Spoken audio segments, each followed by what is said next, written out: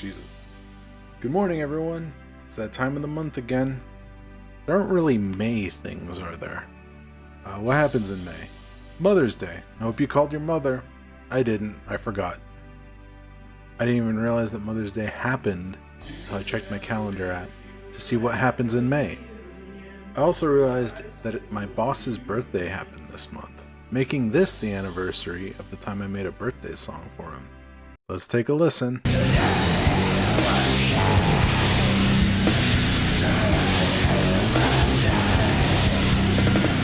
Textural. What else happens in May? I can tell you something that happened in May. I launched my wrestling podcast, Return of the Mark. That's been a lot of fun. It's definitely made my focus on watching wrestling enhanced, making me watch with a more critical eye and analytical mind. As of writing, 3 episodes of my new podcast, Return of the Mark, have been released.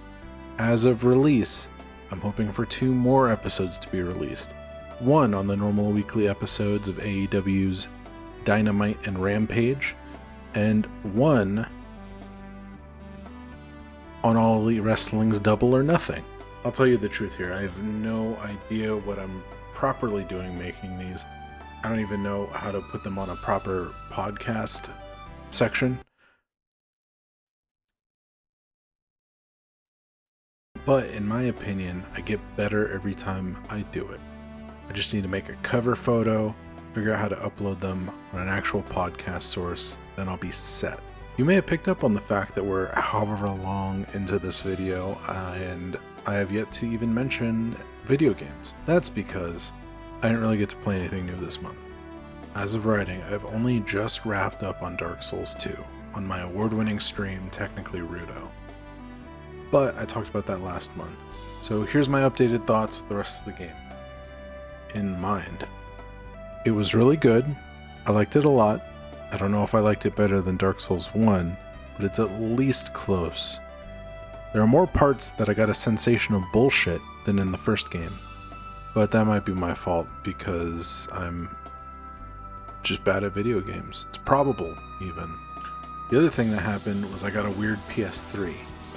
Let's just say it's the kind of PS3 that lets you play through your computer screen with an Xbox controller. So I didn't really play any games substantively enough to put them on a ranking board, but I did try a few things out. Obviously, the best and worst games will be called out in the end. In the meantime, let's discuss Metal Gear Rising: Revengeance.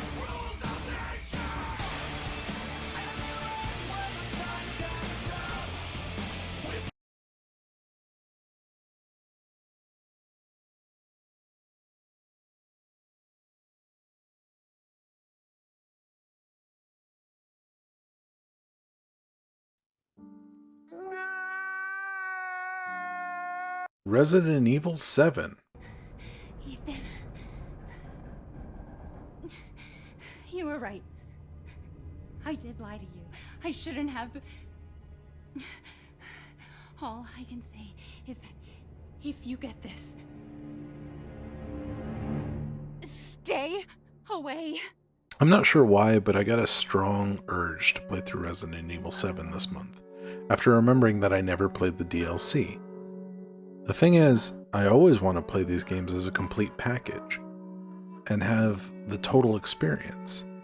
This means I have to play through the whole game, then play the DLC in proper release order. The thing is, Resident Evil 7's main game, for the most part, is so tightly crafted that by the time I'm done with it, I've had my fill of the spooky swamp, and thus the cycle continues. It has happened again. I played the first part of Not a Hero all the way up to the first save point and decided to take a break and have not opened the game since. So, Resident Evil 7. A delightful soft remake of the first game in the modern age, only this time you have the Baker family as encounters. The Baker family is excellent, and one of my favorite antagonists set in the series. I think they add something special that the series was lacking up to this point. Instead of the mad scientist types of antagonists who ingest whatever horrifying zombie mutating virus of the day,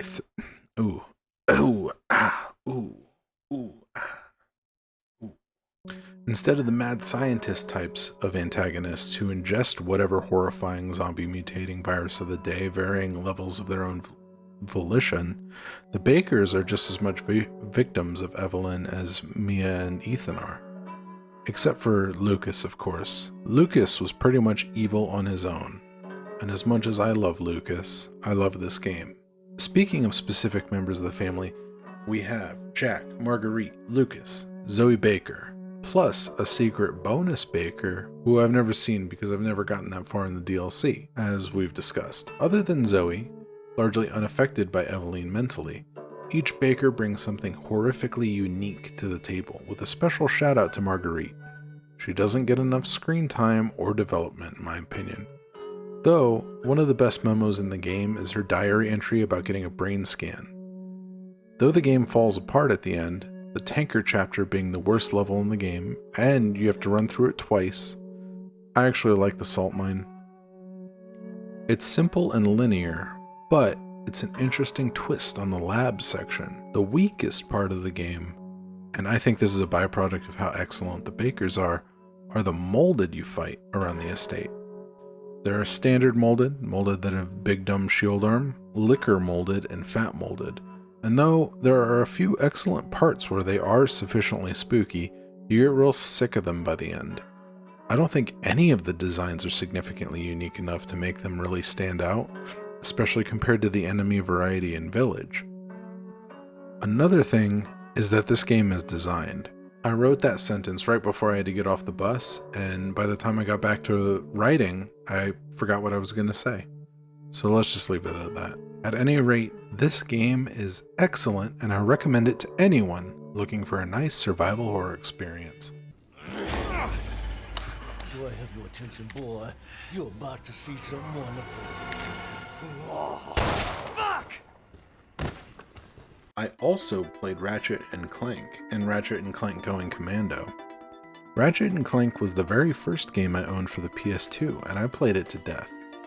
As I played it, I found through tiny cracks in my brain's memory holes every moment all the way back from 20 years ago when I first played it. Even when it didn't come back right away, something would pop up and it would come flooding back.